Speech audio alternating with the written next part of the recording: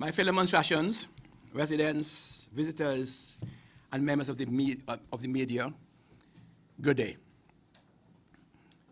As promised in my last statement to you, I will endeavor to update you on my government's actions as we work through this COVID-19 pandemic together. By way of update, we are all aware that Montreal has one confirmed case of COVID-19. As a result, the government of Montreal has shifted focus from prevention to one of detection and containment in order to prevent or minimize community transmission and spread of the disease. The announcement of Montreal's first case might have caused some anxiety, and that is natural. After all, we are dealing with many uncertainties where this virus is concerned. Therefore, I will continue to update you as to what my government is doing. The commitment from the UK government to Montreal remains strong. And as stated by Baroness Sugg, Parliamentary Under Secretary for Foreign and Commonwealth Office and DFID, the overseas territories is very much their priority. In recognizing our unique situation of being both a British overseas territory and members of OECS and CARICOM, the government continues to work in an inclusive and comprehensive manner to avoid unintended duplication of efforts and resources.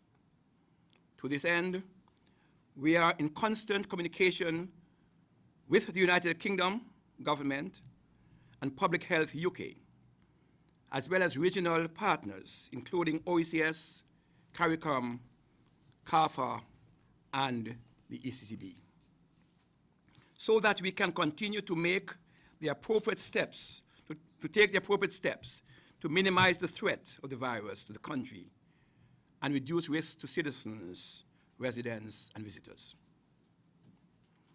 Given the fluid situation around COVID-19, our government is in continuous dialogue with local stakeholders with the intention to further improve the COVID-19 response plan. This includes the social, economic, and fiscal arrangements for dealing with this global pandemic.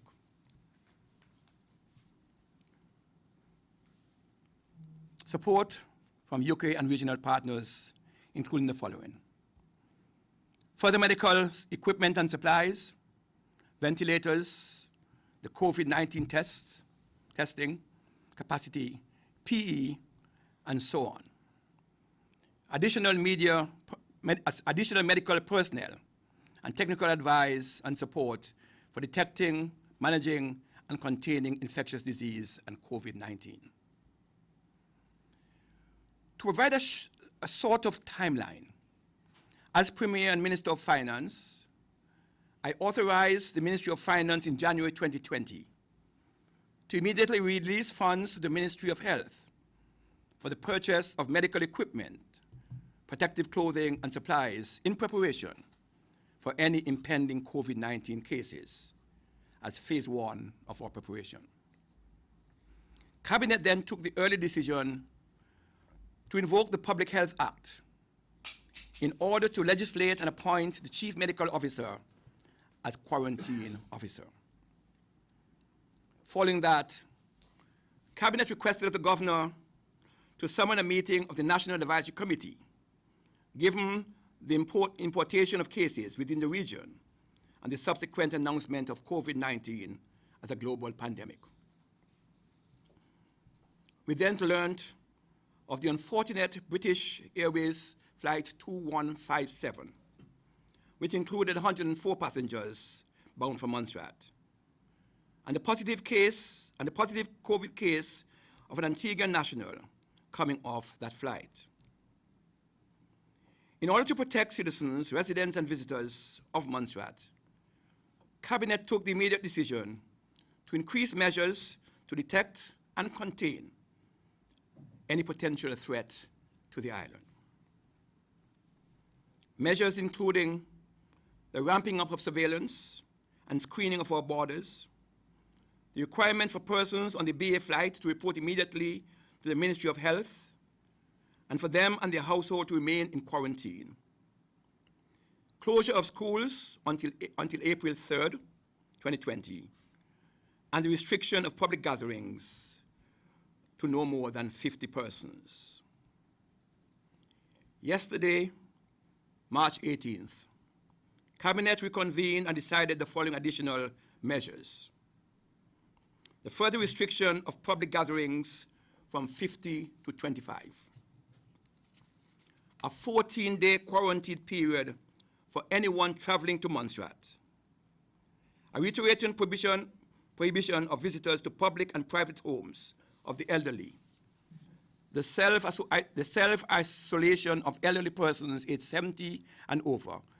The provisions for family and community members and health authorities to provide support where necessary to them. And guidance that everyone adheres to ongoing public health advice and precautions around social distancing and personal hygiene. I want to close by reassuring the Montserrat public that your Premier, Minister, health authorities, public service, and other key stakeholders are actively monitoring the situation and will continue to make decisions as further adjustments based on risk assessment. However, whilst we continue to do all in our power to keep you safe and healthy, we also need everyone to play their part to prevent, detect, manage, and contain the spread of this deadly disease known as COVID-19 within our community. Thank you.